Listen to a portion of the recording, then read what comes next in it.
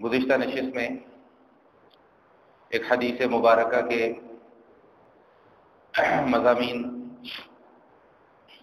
آپ حضرات کی خدمت میں عرض کرنے کی سعادت حاصل کی، جس میں ایک صحابی سیدنا جابر بن سلیم رضی اللہ تعالی عنہ کی نبی کریم علیہ الصلوۃ والتسلیم سے پہلی ملاقات کا تذکرہ ہے، اور آقا علیہ الصلوۃ والسلام نے ان کو 6 نصیحتیں فرمائیں، جن میں سے 2 نصیحتوں کا تفصیلی تذکرہ اور ایک نصیحت کا اجمالی تذکرہ میں نے گزشتہ نشست میں عرض کیا۔ یاد دہانی کے طور پہ مختصراً اس کا خلاصہ عرض کیے دوں۔ پہلی نصیحت جو بیان فرمائی وہ سلام کرنے کا مصنون طریقہ سکھلایا۔ دوسری نصیحت بیان فرمائی ولا تسبن احدا، کسی ایک کو کبھی گالی بھی مت دینا۔ تیسری نصیحت بیان فرمائی ولا تحقرن شیئا من المعروف، نیکی کا کوئی بھی عمل ہو اس کو کبھی بھی معمولی نہ سمجھنا، بظاہر دیکھنے میں وہ کتنا چھوٹا سا ہی عمل کیوں نہ ہو، لیکن کبھی بھی کسی نیکی کے عمل کو معمولی اور حقیر نہ سمجھنا کہ یہ چھوٹا سا عمل ہے، چلو اس کو چھوڑ دیتے ہیں۔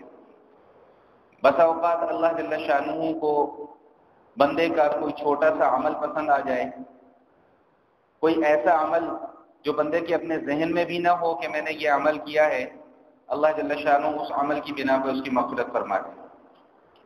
اکثر اس ذیل میں کچھ واقعات میں آپ حضرات کی خدمت میں عرض کرتا رہتا ہوں، جیسے ابھی چند نشستیں قبل میں نے سیدنا امام غزالی رحمۃ اللہ تعالی علیہ کا ایک واقعہ عرض کیا۔ اسی طرح ملکہ زبیدہ کا بڑا مشہور واقعہ ہے کہ ملکہ زبیدہ کی وفات ہو جاتی ہے، وفات کے بعد کسی نے ان کو خواب میں دیکھا اور خواب میں ان سے پوچھا کہ آپ کے ساتھ کیا معاملہ ہوا؟ کہنے لگی کہ اللہ رب العزت نے مجھے بڑی عزت بخشی۔ تو خواب دیکھنے والے نے ان سے کہا کہ ہاں آپ نے اتنا بڑا کام کیا، نہر کھدوائی آپ نے، لوگوں کا بھلا کیا، یقیناً اللہ نے تو آپ کو عزت دینی ہی دینی تھی۔ کہنے لگی کہ نہیں، اس نہر کی وجہ سے اللہ تعالیٰ نے مجھے عزت نہیں بخشی۔ جب اللہ پاک نے مجھ سے پوچھا کہ کیا عمل لے کر آئی ہو تو میں نے اسی نہر کا تذکرہ کیا، تو رب کائنات نے ارشاد فرمایا کہ اس نہر بنانے میں تیرا کوئی اپنا کمال نہیں ہے، یہ تو ملک اور قوم کے خزانے سے نہر بنائی گئی ہے، اگر خزانہ نہ ہوتا تو یہ نہر بھی نہ بنتی۔ کوئی ایسا عمل بتلا جو تو نے خالصتاً میرے لیے کیا ہو۔ وہ ملکہ زبیدہ کہتی ہیں کہ میں تو وہاں پر کانپ گئی، تھرا گئی کہ اب میرے پاس تو کوئی ایسا عمل ہے ہی نہیں۔ تو اللہ جل شانہ نے فرمایا کہ ہمارے پاس تیرا ایک ایسا عمل ہے جو تو نے خالصتاً میری رضا کے لیے کیا، اس عمل کی بنا پہ میں آج تیری مغفرت کر رہا ہوں۔ پھر اللہ جل شانہ نے بتایا کہ وہ تیرا کون سا عمل ہے۔ فرماتے ہیں اللہ جل شانہ فرما رہے ہیں ملکہ زبیدہ کو کہ تو باغیچے میں اپنی سہیلیوں کے ساتھ سیر کر رہی تھی، اس کے بعد کھانے کا دسترخوان لگا، کھانے کے اوپر بیٹھ گئی، کھانے کا تو نے نوالا اٹھایا، ادھر سے تیرے کانوں میں اذان کی آواز پڑی، تو نے وہ نوالا چھوڑ دیا اور اپنی اوڑھنی کو درست کیا، میرے نام کا ادب کیا، میرے نام کا احترام کیا۔ اب دیکھ میں تیرے نام کا کیسا احترام کرتا ہوں کہ تو نے میری لاج رکھی، میں اب تیری لاج رکھتا ہوں، تیرے اس عمل کی بدولت آج میں تیری مغفرت کر رہا ہوں۔ تو یاد رکھیے گا، ایک ہوتا ہے اللہ کا قانون اور ایک ہے اللہ کی رحمت۔ اللہ کا قانون تو یہ ہے کہ جو عمل کیا جائے گا اس کی جزا یا سزا ہوگی، اچھا عمل ہے تو اس کی جزا ہے، برا عمل ہے تو اس کی سزا ہے، یہ اللہ کا قانون ہے، اور اللہ کے اس قانون سے کوئی مستثنا نہیں ہے، سب اس میں شامل ہیں۔ اور ایک ہوتی ہے اللہ کی رحمت۔ رحمت کا تقاضا یہ ہے کہ گناہوں کے باوجود ایمان اگر ہو، گناہوں کے باوجود اللہ تعالیٰ بخش دے، لیکن یہ اللہ کی رحمت کب، کس عمل پر، کس شخص پر اترتی ہے یہ کوئی نہیں جانتا۔ تو اب اس رحمت کی امید پر انسان عمل کرنا چھوڑ دے، یہ انسان کی بہت بڑی بے وقوفی ہے۔ نیک اعمال چھوڑ دے، گناہوں میں پڑا رہے، یہ انسان کی بہت بڑی بے وقوفی ہے کہ اللہ نے تو بخشنا تو ہے ہی، تو چلو نماز پڑھنے کی کیا ضرورت ہے، تو چلو روزہ رکھنے کی کیا ضرورت ہے، زکوٰۃ دینے کی کیا ضرورت ہے۔ بھائی جوتے باہر اتار کر آئیں، سب کے جوتے باہر اترے ہوئے، آپ بھی جوتے باہر اتار کر آئیں۔ مسجد کا ادب اور احترام سب کے اوپر لازم ہے۔ تو اللہ کی رحمت کب، کس لمحے، کس وقت، کس پر اترتی ہے یہ کوئی نہیں جانتا۔ البتہ قانون سے کوئی مستثنا نہیں ہے، قانون سب کے لیے ایک ہی ہے۔ تو رحمت کا تقاضا کیا ہے کہ اللہ جل شانہ معاف فرما دے، اور قانون کا تقاضا کیا ہے کہ اللہ جل شانہ پکڑ فرمائے۔ میں ہمیشہ آپ احباب کی خدمت میں ایک جملہ عرض کیا کرتا ہوں کہ ایک جملہ ایسا ہماری زندگیوں میں آیا کہ جس نے ہمارے لیے نقصان کر دیا، اور وہ جملہ کہ اللہ غفور الرحیم ہے، جو مرضی عمل کیے جاؤ اللہ غفور الرحیم۔ کسی کو سمجھاؤ کہ بھائی یہ گناہ کا کام ہے، یہ نہ کرو، جی اللہ غفور الرحیم۔ بھائی یہ غلطی کر رہے ہیں آپ، ایسے نہ کریں، اس کو ایسے نہیں، جی اللہ غفور الرحیم ہے۔ بھئی اللہ یقیناً غفور الرحیم ہے، لیکن اللہ ان بندوں کے لیے غفور الرحیم ہے جو اللہ سے آرزو لگاتے ہیں، اللہ سے تمنا کرتے ہیں کہ اللہ ہمیں معاف فرما دے اور ہمیں سیدھی راہ دکھلا دے۔ لیکن جو بندہ اپنی ہٹ دھرمی پر آ جائے کہ نہیں میں تو یہ کرتا رہوں گا، اللہ غفور الرحیم ہے، تو ایسے بندے کے لیے پھر اللہ تعالیٰ غفور الرحیم نہیں ہے، ایسے بندے کے لیے پھر اللہ تعالیٰ قہار اور جبار نہیں ہے۔ نبی پاک صلی اللہ تعالیٰ علیہ وسلم نے اسی مضمون کو بڑے خوبصورت انداز میں بیان فرمایا، العاجز من اتبع نفسه هواها وتمنى على الله، بے وقوف ہے وہ شخص کہ جو اپنے نفس کی خواہشات کے تابع ہوا رہتا ہے، جو اس کا نفس چاہتا ہے وہ کرتا ہے، نفس چاہتا ہے سود کھانا ہے سود کھا لیتا ہے، نفس چاہتا ہے رشوت کھانی ہے رشوت کھا لیتا ہے، نفس چاہتا ہے نماز نہیں پڑھنی نماز چھوڑ دی، نفس چاہتا ہے روزہ نہیں رکھنا روزہ چھوڑ دیا، نفس کہتا ہے کہ زکوٰۃ نہ دو غریب ہو جاؤ گے زکوٰۃ ہی ادا نہیں کی، سارے کے سارے گناہ کرتا چلا جا رہا ہے۔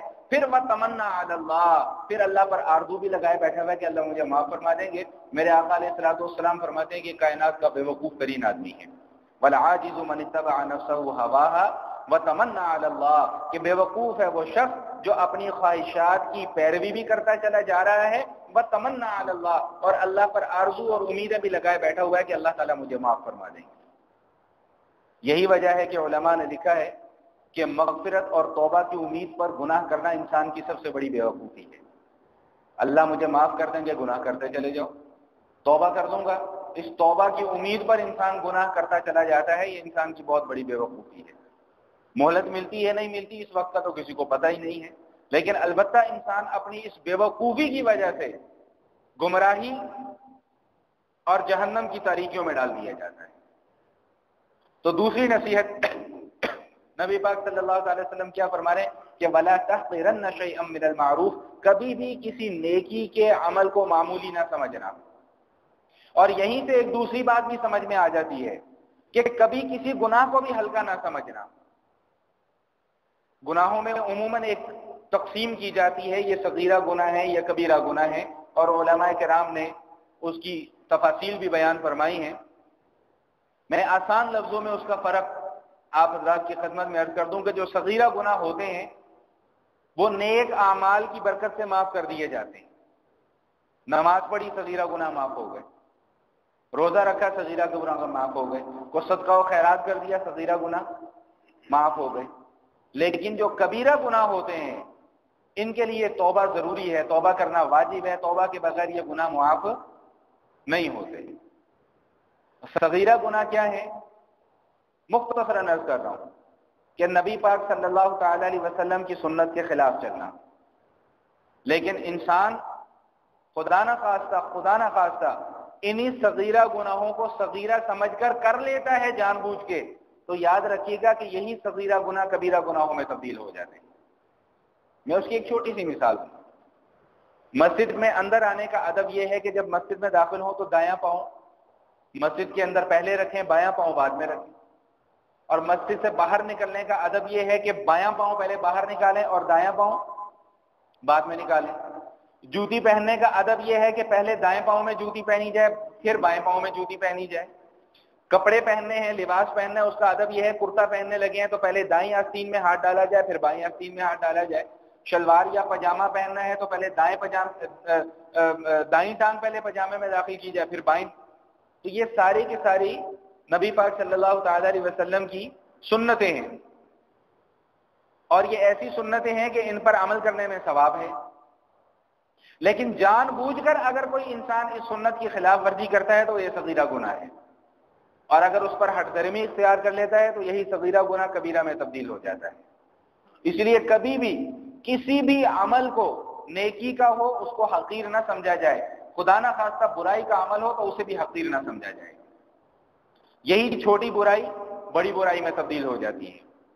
میرے آقا علیہ الصلوۃ والسلام فرماتے ہیں حدیث مبارکہ کے اندر کہ جب انسان کوئی گناہ کرتا ہے تو اس کے دل کے اوپر ایک سیاہ نقطہ لگا دیا جاتا ہے، توبہ نہیں کی وہ نقطہ برقرار رہتا ہے، پھر گناہ کر لیا ایک اور نقطہ لگ گیا، پھر گناہ کر لیا ایک اور نقطہ لگ گیا، یہاں تک کہ انسان گناہ پر گناہ کرتا چلا جاتا ہے اور نقطے لگتے چلے جاتے ہیں۔ ایک وقت ایسا آ جاتا ہے کہ اس کا دل پورا کا پورا سیاہ ہو جاتا ہے، پھر اس وقت اللہ جل شانہ اس کے دل کے اوپر مہر لگا دیتے ہیں، پھر اب اس کے اندر سے حق قبول کرنے کی صلاحیت ختم ہو جاتی ہے، وہ برائی کو برا سمجھنا ختم کر دیتا ہے اور اچھائی کو اچھا سمجھنا ختم کر دیتا ہے۔ یہی وجہ ہے کہ آقا علیہ الصلوۃ والسلام نے کئی مواقع پر یہ بات ارشاد فرمائی ہے کہ تمہارے جسم کے اندر گوشت کا ایک لوتھڑا ہے، اس گوشت کے لوتھڑے کو اگر صحیح کر لو گے پورا کا پورا وجود ٹھیک ہو جائے گا، اور اگر اس گوشت کے لوتھڑے کو صحیح نہ کیا، یہ خراب ہو گیا، تو پورا کا پورا وجود تمہارا وہ خراب ہو جائے گا۔ اور فرمایا کہ الا وہی القلب وہی القلب وہی القلب، آگاہ رہو کہ یہ تمہارا دل ہے، تمہارا دل ہے، تمہارا دل ہے۔ اس دل کو ٹھیک کر لو گے، اندرونی کیفیات کو ٹھیک کر لو گے تو ظاہر تمہارا خود بخود ٹھیک ہو جائے گا، لیکن اگر اس اندر کے دل کو ٹھیک نہ کیا تو پورا کا پورا ظاہر بھی خراب ہو جائے گا۔ تو ولا تحقرن شیئا من المعروف، کبھی بھی کسی نیکی کے عمل کو چھوٹا نہ سمجھنا، اور اسی طرح کبھی کسی بھی گناہ کو چھوٹا یا بڑا سمجھ کر اس کے پیچھے نہ لگ جانا۔ گناہ گناہ ہے، چاہے وہ صغیرہ گناہ ہو چاہے وہ کبیرہ گناہ ہو۔ حضرت تھانوی رحمہ اللہ تعالی بڑی خوبصورت مثال کے ساتھ اس کی وضاحت فرماتے ہیں۔ کسی نے ان سے پوچھ لیا کہ حضرت صغیرہ گناہ کیا ہے اور کبیرہ گناہ کیا ہے؟ فرمایا کہ بات یہ ہے کہ تمہارے پاس ایک بکسا ہو اور اس کے اندر کپڑے رکھے ہوں، ان کپڑوں کے اندر آگ کی چھوٹی سی چنگاری رکھ دو یا آگ کا بڑا انگارہ رکھ دو، دونوں کا ایک ہی کام ہے کہ وہ تمہارے کپڑوں کو جلا کر برباد کر دیں گے۔ فرمایا کہ گناہ چاہے صغیرہ ہو چاہے کبیرہ ہو، یہ گناہ تمہارے اعمال اور تمہارے ایمان کو برباد کر دیتے ہیں۔ انسان جب گناہ کے اوپر ہٹ دھرمی اختیار کر لیتا ہے، گناہ کرتا چلا جاتا ہے تو علماء نے لکھا ہے کہ بعض موقعوں پر اس کی سزا یہ ہوتی ہے کہ نیک اعمال تو ضائع ہو ہی جاتے ہیں، انسان کا ایمان بھی سلب ہونے کا خطرہ ہے کہ کہیں ان گناہوں کی نحوست کی وجہ سے انسان کا اعمال بھی اس کے دل سے رخصت نہ ہو جائے۔ تو ولا يحقرن شيئا من المعروف، کسی بھی عمل کو معمولی نہ سمجھا جائے۔ حدیث کے اندر ایک واقعہ مذکور ہے، غزوہ خیبر میں ایک دیہاتی وہ یہودیوں کی بکریاں چرایا کرتا تھا، چرواہا تھا، بکریاں چرا رہا تھا یہودیوں کی، تو اس نے دیکھا کہ مسلمانوں کا لشکر ہے، مسلمانوں کا قافلہ ہے، پڑاؤ ڈلا ہوا ہے، چلو جا کر دیکھتے ہیں کہ یہ مسلمان کہتے کیا ہیں، مسلمان کرتے کیا ہیں، ذرا دیکھا تو جائے۔ وہ چرواہا بکریاں چراتا ہوا مسلمانوں کے لشکر میں پہنچ گیا، جا کر دریافت کیا کہ بھئی تمہارے سردار کہاں ہیں؟ میں نے کہا جی وہ ادھر خیمہ لگا ہوا ہے، اس خیمہ میں بیٹھے ہوں گے۔ بڑا حیران ہوا کہ اتنی بڑی جماعت کا سردار ایک معمولی سے خیمے کے اندر، وہ تو سمجھ رہا تھا اس کے لیے کوئی بڑا سا شاہی خیمہ لگایا جائے گا اور بڑے اس کے ٹھاٹ باٹ ہوں گے، لیکن وہاں پر جا کر دیکھا تو اس کی حیرت کی انتہا نہ رہی کہ کھجور کے پتوں کا بنا ہوا خیمہ ہے اور اس میں کل کائنات کے سردار جناب محمد النبی الامی صلی اللہ تعالی علیہ وسلم تشریف فرمائے۔ حیران کہ عجیب لوگ ہیں اور عجیب ان کا سردار ہے کہ اتنا بڑا قافلہ، اتنی بڑی جماعت، اور ان کا سردار جو ہے وہ معمولی سی کھجوروں کا چھپڑ بنا کر وہاں پر بیٹھا ہوا ہے۔ جا کر بیٹھ گیا خدمت میں اور کہا کہ آپ کس بات کی دعوت دیتے ہیں؟ آقا علیہ الصلوۃ والسلام نے اس کے سامنے دعوت اور تبلیغ کا پیغام رکھا کہ ہم توحید کی دعوت دیتے ہیں کہ اللہ کو مانو، کفر کو چھوڑو، شرک کو چھوڑو، جتنی دین کی تعلیمات اجمالاً ذکر کی جا سکتی تھی وہ ذکر کی۔ تو اس نے عرض کیا کہ حضرت اچھا بات یہ ہے کہ اگر میں آپ کی دعوت قبول کر لیتا ہوں تو مجھے اس سے کیا ملے گا، میرا کیا فائدہ ہوگا؟ تو آقا علیہ الصلوۃ والسلام نے فرمایا کہ اگر تم یہ دعوت قبول کر لیتے ہو پھر تم ہمارے بھائی بن جاؤ گے، ہم تمہیں اپنے سینے سے لگائیں گے، ہم تمہیں اپنے ساتھ بٹھائیں گے، کھلائیں گے، پلائیں گے۔ وہ چرواہا کہنے لگا حضرت آپ میرے ساتھ کیوں مذاق کر رہے ہیں؟ میں ایک سیاہ فام حبشی ہوں، میرے بدن سے بدبو آتی رہتی ہے، آپ لوگ مجھے کیسے اپنے ساتھ بٹھائیں گے، کھلائیں گے، پلائیں گے؟ تو آقا علیہ الصلوۃ والسلام نے ارشاد فرمایا کہ جب تم ایمان کی دولت قبول کر لو گے تو تو اللہ تعالیٰ تمہارے اس جسم کی سیاہی کو سفیدی سے بدل دیں گے اور تمہارے اس جسم کی بدبو کو خوشبو سے بدل دیں گے۔ اس نے کہا اچھا اگر ایسی بات ہے تو اشہد ان لا الہ الا اللہ واشہد ان محمد عبدہ ورسولہ، کلمہ پڑھ مسلمان ہو گیا۔ اب جب کلمہ پڑھ لیا مسلمان ہو گیا تو اب کہنے لگا کہ حضرت اب بتلائیں میں کیا کروں، میرے ذمے اب کیا کیا کام ہے جو مجھے کرنے ہیں۔ تو آقا علیہ الصلوۃ والسلام نے فرمایا کہ بات یہ ہے کہ ابھی تو نماز کا وقت بھی نہیں ہے کہ میں تجھ سے نماز پڑھواؤں، ابھی رمضان کا مہینہ بھی نہیں ہے کہ میں تجھے روزے رکھنے کا کہوں، زکوٰۃ ابھی تیرے اوپر واجب نہیں ہے، اس وقت تو صرف ایک ہی عبادت چل رہی ہے جو تلواروں کے سائے میں چل رہی ہے، وہ ہے جہاد۔ جہاد میں شامل ہو جائے، یہی ایک عمل ہے جو اس وقت جاری ہے۔ تو اس نے عرض کیا کہ اچھا یہ تو مجھے معلوم ہے کہ اگر میں جہاد میں چلا گیا تو دو باتوں میں سے ایک بات ضرور ہوگی، زندہ بچ کر آ گیا تو غازی، مارا گیا تو شہید۔ تو اگر میں شہید ہو گیا تو آپ میری کوئی ضمانت لیتے ہیں، کوئی گارنٹی لیتے ہیں؟ یہ نبی پاک صلی اللہ تعالی وسلم اور اس چرواہے کے درمیان گفتگو چل رہی ہے۔ تو آقا علیہ الصلوۃ والسلام نے فرمایا کہ ہاں میں تیری گارنٹی لیتا ہوں۔ کس بات کی گارنٹی؟ گارنٹی بھائی اس بات کی ہے کہ تو اگر اس جہاد کے اندر شہید ہو گیا تو اللہ تعالیٰ تجھے صرف جنت ہی نہیں، جنت الفردوس عطا فرمائے گے جو جنت کا اعلیٰ ترین مقام ہے، اور تیرے جسم کی سیاہی کو اللہ جل شانہ تابانی سے بدل دیں گے، اور جو تیرے جسم میں سے بدبو اٹھ رہی ہے اللہ تعالیٰ اس کو خوشبو سے بدل دیں گے۔ میں کہا جی ٹھیک ہے بس پھر میں جہاد میں جا رہا ہوں۔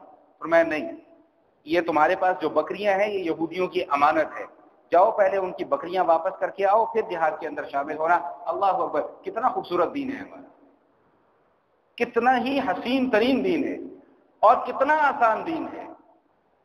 ہاں وہ ایک علیحدہ بات ہے کہ جب ہم اپنی خواہشات کے پیچھے چل پڑتے ہیں تو ہمیں دین پر عمل کرنا مشکل نظر آتا ہے۔ اب نبی پاک صلی اللہ علیہ وسلم کیسے تربیت فرما رہے ہیں، اخلاقی تربیت ہو رہی ہے کہ بکریوں کے تم مالک نہیں ہو، مسلمان اگرچہ تم ہو گئے ہو لیکن یہ بکریاں تمہاری ملکیت میں نہیں ہیں، جاؤ جا کے واپس کرو۔ وہ چرواہا گیا، بکریاں واپس کر کے آ گیا، جہاد میں شامل ہو گیا، شہید ہو گیا۔ جب یہ سارا معاملہ غزوہ خیبر کا معاملہ مکمل ہوا تو نبی پاک صلی اللہ علیہ وسلم لشکر کا جائزہ لینے کے لیے نکلے کہ دیکھیں بھائی کون کون زخمی ہے، کون کون شہداء میں شامل ہے۔ تو دیکھا ایک جگہ چند صحابہ کرام مجمع لگا کر کھڑے ہیں۔ آقا علیہ الصلوۃ والسلام نے دریافت فرمایا کہ ہاں بھائی کیوں یہاں پر مجمع لگایا ہے؟ عرض کہ یا رسول اللہ صلی اللہ علیہ وسلم سارے اپنے ساتھیوں کو تو پہچانتے ہیں لیکن ایک یہ صاحب ہیں جو ہمارے ساتھیوں میں موجود ہیں لیکن ہم انہیں پہچانتے نہیں یہ کون ہے۔ تو آقا علیہ الصلوۃ والسلام نے جب قریب جا کر دیکھا تو فرمایا کہ میں اس کو پہچانتا ہوں۔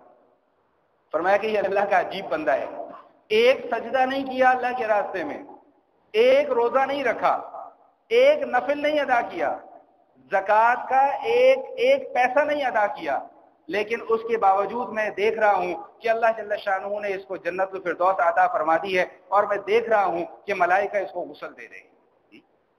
تو ضروری نہیں ہے کہ انسان ساری زندگی سجدے ٹیکتا رہے، ماتھے ٹیکتا رہے، ساری زندگی روزے رکھتا رہے تب بھی اسے جنت مل جائے، اور یہ بھی ضروری نہیں ہے کہ انسان نے ساری زندگی کوئی عمل نہ کیا ہو لیکن اللہ جل شانہ اپنی رحمت سے کسی ایک عمل کی بدولت اس کی مغفرت فرما دے، کسی ایک عمل کی بدولت۔ جیسا کہ میں نے عرض کیا کہ ایک اللہ کا قانون ہے، ایک اللہ کی رحمت ہے۔ قانون تو یہ ہے کہ جو اچھے کام کرے گا اسے جزا ملے گی، جو برے کام کرے گا اسے سزا ملے گی، اور اللہ کی رحمت یہ ہے کہ اللہ جل شانہ اپنی رحمت کے سائے تلے ہم سب کے گناہوں کو معاف فرما دیں۔ یہ اللہ کی رحمت ہے، لیکن رحمت کب، کس وقت، کس پر، کیسے اترتی ہے اس کا کسی کو کچھ پتہ نہیں۔ تو دوسری نصیحت کیا فرمائی کہ وَلَا تَحْقِرَنَّ شَيْئًا مِّنَ الْمَعْرُوفِ، کبھی کسی نیکی کے عمل کو معمولی اور حقیر نہ سمجھنا۔ تیسری نصیحت اب نبی علیہ الصلوۃ والسلام فرما رہے ہیں وَإِن تَكَلَّمَ أَخَاكَ وَأَنْتَ مُنبَسِطٌ إِلَيْهِ وَجْهَكَ فَإِنَّ ذَلِكَ مِنَ الْمَعْرُوفِ، کہ جب بھی اپنے کسی بھائی کے ساتھ ملو تو خندہ پیشانی کے ساتھ ملو، خوش ہو کر ملو، خوش روئی کے ساتھ ملو، ترش روئی کے ساتھ نہ ملو۔ فَإِنَّ ذَلِكَ مِنَ الْمَعْرُوفِ، یہ بھی نیکی کے کاموں میں سے ایک کام ہے۔ اور ایک موقع پر ارشاد فرمایا کہ اپنے کسی بھائی کے ساتھ اچھے رویے کے ساتھ ملنا، خوش روئی کے ساتھ ملنا، فرمایا کہ یہ بھی صدقوں میں سے ایک صدقہ ہے۔ کتنا چھوٹا سا عمل ہے بظاہر، کوئی ملنے کے لیے آ جائے بجائے اس کے کہ اس کو منہ بسور کر ملا جائے، خوش روئی کے ساتھ السلام علیکم، مرحبا، ویلکم، آپ تشریف لائے، بس اتنا سا 2 لفظ اپنی زبان سے ادا کر دیں گے، انشاءاللہ اللہ تعالیٰ نیکیوں کی انبار لگا دیں گے۔ وَإِن تَكَلَّمَ أَخَاكَ بِوَجْهِكَ وَإِن تَكَلَّمَ أَخَاكَ وَأَنْتَ مُنبَسِطٌ إِلَيْهِ وَجْهَكَ فَإِنَّ ذَلِكَ مِنَ الْمَعْرُوفِ، یہ بھی نیکیوں میں سے ایک نیکی ہے۔ نبی پاک صلی اللہ علیہ وسلم کے ایک صحابی ہیں سیدنا جریر بن عبداللہ رضی اللہ تعالی عنہ، ان کے متعلق آتا ہے کہ ان کو یوسف هذه الامہ کہا جاتا تھا، کہ یہ اس امت کے یوسف ہیں، نہایت حسین، نہایت خوبصورت، نہایت جمیل۔ وہ فرماتے ہیں کہ میں جب بھی آقا علیہ الصلوۃ والسلام کی خدمت میں حاضر ہوا، جب بھی مجھے نہیں یاد پڑتا کہ کوئی موقع ایسا آیا ہو کہ نبی علیہ الصلوۃ والسلام نے میری طرف دیکھ کر تبسم نہ فرمایا ہو۔ جب بھی میری طرف دیکھتے تھے تبسم فرماتے تھے، مسکراتے تھے، کبھی کوئی ایسا موقع نہیں آیا۔ میں آج ایک کتاب کا مطالعہ کر رہا تھا تو اس میں ایک میں نے بزرگ کا قول پڑھا، فرمایا کہ بعض لوگ پیسے کے بخیل ہوتے ہیں اور بعض لوگ تبسم کے بخیل ہوتے ہیں۔ بعض لوگ ایسے ہوتے ہیں جو پیسہ نہیں خرچ کرتے، کنجوس ہوتے ہیں، پیسہ دبا کر رکھتے ہیں، اور بعض لوگ ایسے ہوتے ہیں جو ایک مسکراہٹ کسی کو نہیں دے سکتے۔ تو یہ جو تبسم کا بخیل ہے یہ زیادہ بڑا بخیل ہے اور زیادہ خطرناک آدمی ہے۔ میرے آقا علیہ الصلوۃ والسلام تو سکھلا رہے ہیں ہمیں کہ زندگی کیسے گزارنی ہے۔ ہم نے دین صرف چند چیزوں کا نام سمجھ لیا ہے کہ بس انہی چیزوں کے اندر بندے رہو، یہی دین۔ سنتوں پر عمل کرنا ہے، داڑھی رکھ لی سنت ہے، شلوار ٹخنوں سے اوپر کر لی سنت ہے، دائیں پاؤں میں جوتی پہلے پہن لی یہ سنت ہے، کھانا دائیں ہاتھ سے کھا لیا یہ سنت ہے۔ ہم نے بس سنت کو بھی محدود کر دیا، 4 5 6 8 10 چیزوں کے اندر بند کر دیا۔ حالانکہ سنت تو آقا علیہ الصلوۃ والسلام کی زندگی کے ایک ایک لمحے کو اپنا لینے کا نام ہے۔ میرے آقا علیہ الصلوۃ والسلام چلتے کیسے ہیں اس کے مطابق چلو، یہ سنت ہے، مفت کا ثواب ہے۔ میرے آقا علیہ الصلوۃ والسلام بیٹھتے کیسے تھے، ویسے بیٹھو، ثواب ہے۔ میرے آقا علیہ الصلوۃ والسلام کھاتے کیسے تھے، ویسے کھاؤ، یہ ثواب ہے۔ میرے نبی علیہ الصلوۃ والسلام جب کسی سے ملاقات فرماتے تھے تو کیسے ملاقات کرتے تھے، اس انداز کو سیکھو گے، اس پر عمل کرو گے، مفت کا ثواب ہے۔ میرے آقا علیہ الصلوۃ والسلام جب کسی سے مصافحہ فرماتے ہیں تو کیسے مصافحہ فرماتے تھے، اس کے اوپر عمل کرو گے، مفت کا ثواب ہے۔ سنت صرف دین سے متعلقہ چیزوں کا نام نہیں ہے۔ میں ہمیشہ عرض کیا کرتا ہوں کہ ہمارا دین ہماری عبادت ہو، ہماری معیشت ہو، ہماری معاشرت ہو، مکمل ہر چیز کے اوپر حاوی۔ صرف 4 6 چیزوں کے اوپر عمل کر لینے کا نام دین نہیں ہے۔ آج میری کیفیت یہ ہو جاتی ہے کہ اگر میرے ساتھ کوئی اچھائی کا معاملہ کرے تو میں بدلے میں اس کے ساتھ اچھائی کا معاملہ کروں گا، اور اگر میرے ساتھ کوئی برائی کا معاملہ کرے تو میری کوشش یہ ہوتی ہے کہ جتنی اس نے مجھے تکلیف دی ہے میں اس سے 4 ہاتھ آگے بڑھ کر اس کو تکلیف دوں۔ سیدنا امیر معاویہ رضی اللہ تعالی عنہ کے زمانے میں ایک شخص ان کے پاس شکایت لے کر حاضر ہوا کہ جی یہ فلاں آدمی نے میرا دانت توڑ دیا ہے، مجھے قصاص دلوائیں، بدلہ دلوائیں۔ شریعت کے اندر بدلہ لینا جائز ہے، ناجائز نہیں ہے۔ اگر کسی نے دانت توڑ دیا ہے تو شریعت کے اندر اس بات کی اجازت ہے کہ جس کا دانت ٹوٹا ہے وہ اس شخص کا بھی دانت توڑ دے جس نے اس کا دانت توڑا ہے، لیکن اتنی ہی تکلیف ہو جتنی اسے تکلیف ہوئی ہے، اس سے زیادہ دے گا تو جائز ہے نہیں ہے۔ بدلہ لینا جائز ہے لیکن معاف کر دینا بہتر ہے۔ وَلَمَنْ صَبَرَ وَغَفَرَ إِنَّ ذَلِكَ مِنْ عَزْمِ الْأُمُورِ، جس شخص کو کوئی تکلیف پہنچی اس نے صبر کیا اور دوسرے کو معاف کر دیا تو یہ اس کے لیے زیادہ بہتر ہے، لیکن ساتھ ہی ارشاد فرما دیا کہ ان ذالک لمن عزم الامور، ہے تھوڑا سا مشکل کام، نفس مارنا پڑتا ہے نا، جہاں نفس مارنا پڑے وہاں مشکل تو آتی ہی آتی ہے۔ مجھے کوئی گالی دے کے کوئی بچ کے نکلے تو نکلے کیسے، جب تک میں اسے 4 گالیاں نہ دے دوں میرے دل کو سکون نہیں ملے گا، مجھے رات کو نیند نہیں آئے گی، میری روٹی نہیں ہضم ہوگی۔ یہ ساری کی ساری چیزیں دین کے خلاف۔ تو بہرحال وہ ٹوٹا ہوا دانت لے کر حاضر ہوا کہ حضرت امیر المومنین یہ دیکھیں اس نے آدمی نے میرا دانت توڑ دیا، مجھے اس سے قصاص دلوائیں۔ تو امیر معاویہ رضی اللہ تعالیٰ عنہ نبی علیہ الصلوۃ والسلام کے تربیت یافتہ صحابہ کرام ہیں، ہمارے جیسے نہیں ہیں۔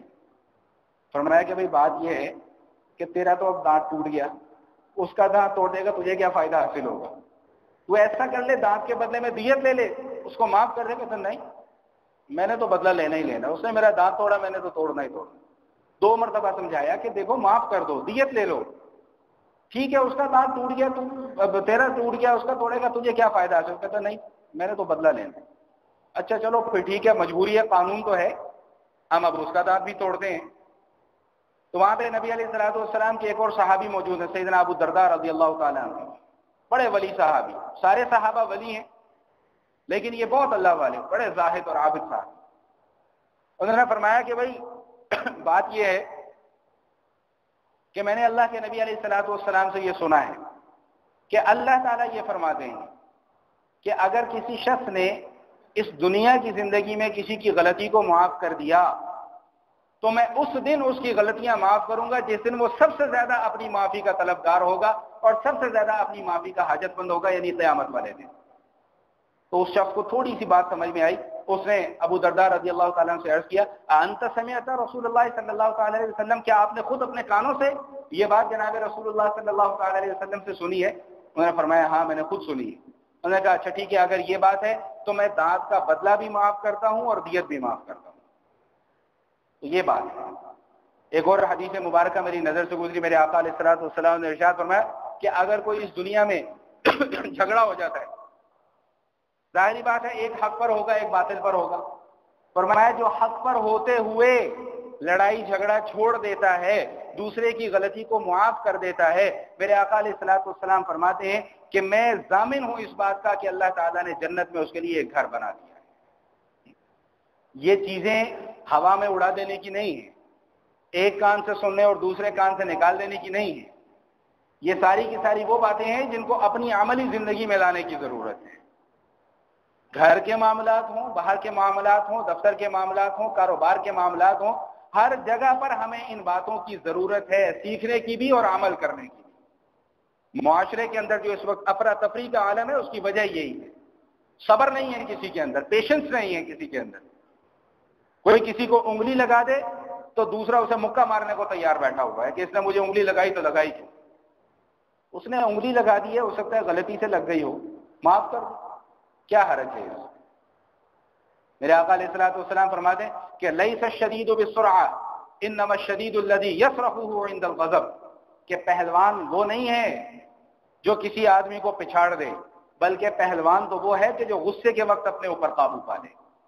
میرے حضرت نے بڑی خوبصورت بات ارشاد فرماتے ہیں یہ غصہ بھی بڑا سیانہ ہے، ہمیشہ اپنے سے کمزور کے اوپر آتا ہے. کوئی اپنے سے ذرا 6 فٹ کا بندہ سامنے آگے کھڑا ہو جائے ڈیل ڈول والا، اس کے سامنے غصہ نہیں آئے گا، کبھی بھی نہیں آئے گا. بھائی جان غلطی ہو گئی، میرے سے بڑی غلطی ہو گئی ہے. ذرا کو 2 فٹ کا نیچے والا تیری ایسی تھی تیسی تو وہیں تھے تو وہیں تو فلاں. تو بات ہے یہ غصہ بڑا سیانہ ہے، ہمیشہ اپنے سے کمزور پر آئے گا، کبھی اپنے سے طاقتور پر کسی کو غصہ نہیں آئے گا. پتہ ہے کہ یہاں پہ غصہ اگر کیا تو 4 خود کو پڑ جائیں گی. تو ایک اور موقع پہ ارشاد فرمایا کہ صلہ رحمی یہ نہیں ہے کہ اگر کوئی تمہارے ساتھ صلہ رحمی کرے تو تم بھی اس کے ساتھ صلہ رحمی کرو، نہیں. ولکن الواصل من اذا قطعت رحمه وصلها، بلکہ صلہ رحمی تو یہ ہے کہ اگر کوئی تمہارے ساتھ اپنے تعلق کو توڑ رہا ہے تو تم اس کے ساتھ اپنا تعلق جا کر جوڑ لو، یہ ہے صلہ رحمی. اچھائی کے ساتھ اچھائی کا بدلہ دینا یہ صلہ رحمی نہیں ہے، برائی کے ساتھ اچھائی کا بدلہ دینا یہ صلہ رحمی. اگر میرے سے آج کوئی غلطی ہو جاتی ہے کسی کے متعلق تو دوسرا اب اس بات کی تیاری کر رہا ہے کہ جب تک میں اس سے انتقام نہ لے لوں میں سکون سے نہیں بیٹھوں گا. انسان ہیں، سب انسان ہیں، کوئی آسمان سے اترے ہوئے فرشتے اس دنیا کے اندر نہیں بس رہے کہ کسی سے کوئی غلطی نہ ہو سکے. تو بہرحال بات بڑی دور نکل گئی. تو تیسری نصیحت نبی علیہ الصلوۃ والسلام کیا فرما رہے ہیں کہ جب بھی اپنے کسی بھائی کے ساتھ ملو خندہ پیشانی کے ساتھ ملو، منہ بسور کے نہ ملو. اگر کوئی سلام کرتا ہے تو خوش اسلوبی کے ساتھ اس کے سلام کا جواب دو. اور چوتھی اور اہم ترین نصیحت، اس موضوع پر میں پہلے بھی کئی مرتبہ گفتگو کر چکا ہوں، آج پھر گفتگو کر رہا ہوں، ذرا 2-4 منٹ اوپر ہو جائیں تو معاف کر دیجیے گا. نبی علیہ الصلوۃ والسلام فرماتے ہیں ورفع ازارک الی نصف الساق، کہ اپنے یہ پائچے جو ہیں ان کو یہ پنڈلی تک اٹھا کر رکھو، ٹخنے اپنے ننگے رکھو. فإن أبيت فإلى الكعبين، اگر تمہیں پنڈلی تک اپنے ٹخنوں کو ننگا رکھنا، اپنی ٹانگوں کو ننگا رکھنا پسند نہیں ہے تو کم از کم اپنے ٹخنوں سے اوپر رکھنا. یہ ہر انسان کے لیے لازم اور ضروری ہے، ہر مرد کے لیے، عورت کے لیے نہیں. آج کل الٹا زمانہ آ گیا، عورتیں اپنے ٹخنے ننگے کر رہی ہیں اور مرد اپنے پجاموں اور شلواروں کو ٹخنوں سے نیچے لٹکا رہے ہیں. میں اس پہ پہلے بھی کئی مرتبہ عرض کر چکا ہوں اور یہ معمولی مسئلہ نہیں ہے. ابھی میں کل خبروں میں ایک کالم پڑھ رہا تھا، ایک 9 سال کی بچی ہے، اس کا نام آج کل بڑا مشہور ہوا ہے، پروپوگنڈا، اسلام کے خلاف پروپوگنڈا. اس نے کہیں یہ کتاب لکھ دی ہے جسے یہودی، عیسائی، ہندو سب پروموٹ کر رہے ہیں. اس نے ایک عجیب جملہ بیچ میں لکھ دیا ہے کہ یہ شلوار کو ٹخنوں سے اوپر کرنے کا اسلام سے کیا تعلق ہے؟ بھائی اسلام سے کیوں تعلق نہیں ہے؟ اس لیے کہ جس عمل کو میرے آقا علیہ الصلوۃ والسلام نے کر دیا وہ اسلام ہے، وہ دین ہے. چاہے وہ مجھے اچھا لگ رہا ہے یا مجھے اچھا نہیں لگ رہا۔ ایک عجیب اعتراض سننے میں آتا ہے، جی ہمارے اندر کوئی تکبر تھوڑی ہے، یہ تو تکبر کی وجہ سے نیچے رکھنا حرام ہے، بغیر تکبر کے تو اوپر رکھنا حرام نہیں ہے۔ تو ایسے لوگوں کو میں ایک جواب دیا کرتا ہوں کہ اس کائنات کی افضل ترین ہستی اور کائنات کی سب سے متواضع ترین ہستی جناب آقا علیہ الصلوۃ والسلام کی ہستی ہے۔ میرے آقا علیہ الصلوۃ والسلام نے کبھی اپنے شلوار کو اپنے ٹخنوں سے نیچے نہیں کیا، کبھی اپنے تہبند کو اپنے ٹخنوں سے نیچے نہیں کیا۔ خدا نہ خواستہ، خدا نہ خواستہ، خدا نہ خواستہ کسی کے دل کے اندر یہ شبہ بھی پیدا ہو گیا کہ آقا علیہ الصلوۃ والسلام کے دل کے اندر تکبر تھا، تو وہ اپنے ایمان کی خیر منائے، اپنے ایمان کی خیر منائے۔ بخاری شریف کی حدیث ہے، ما اسفل من الکعبین من الازار فی النار، کہ ٹخنوں کا وہ حصہ جو پجامے سے ڈھکا رہے گا یہ جہنم کی آگ کے اندر جلے گا، چاہے جتنا ہی بڑا حاجی کیوں نہ ہو، کتنی تہجدیں کیوں نہ پڑھتا ہو، کتنی تسبیحات کیوں نہ پھیرتا ہو، کتنے ہی حج کیوں نہ کیے ہوں، لیکن میرے آقا علیہ الصلوۃ والسلام نے فرما دیا سورج اس وقت اگر کوئی یہ کہہ دے کہ دن نہیں ہے یہ رات ہے، اس کی بات کو شاید جھٹلایا جا سکتا ہو، قرین ہے، جھٹلایا جا سکتا ہے، لیکن کائنات ادھر سے ادھر ہو جائے، دنیا ادھر سے ادھر ہو جائے، میرے نبی علیہ الصلوۃ والسلام کی بات جھوٹی نہیں ہو سکتی۔ ما اسفل من الکعبین من الازار فی النار، ٹخنوں کا جو حصہ پجامے سے ڈھکا رہے گا وہ جہنم کی آگ کے اندر جلے گا۔ شب برات بڑے حلوے بھی کھاتے ہیں، بڑے مانڈے بھی کھاتے ہیں، بڑے جوش اور خروش کے ساتھ بھی مناتے ہیں ہم۔ میرے آقا علیہ الصلوۃ والسلام فرماتے ہیں کہ شب برات میں اس شخص کی مغفرت نہیں ہوتی جو شخص اپنے پائنچوں کو ٹخنوں سے نیچے لٹکا کر رکھتا ہے، شب برات میں اس شخص کی مغفرت نہیں ہوتی۔ اور بھی بہت ساری باتیں کرنے کو ہے لیکن وقت اوپر ہو گیا، زندگی رہی تو باقی گزارشات انشاءاللہ آئندہ نشست میں۔ اقول قولی ھذا نستغفر اللہ من کل ذنب ونتوب الیہ۔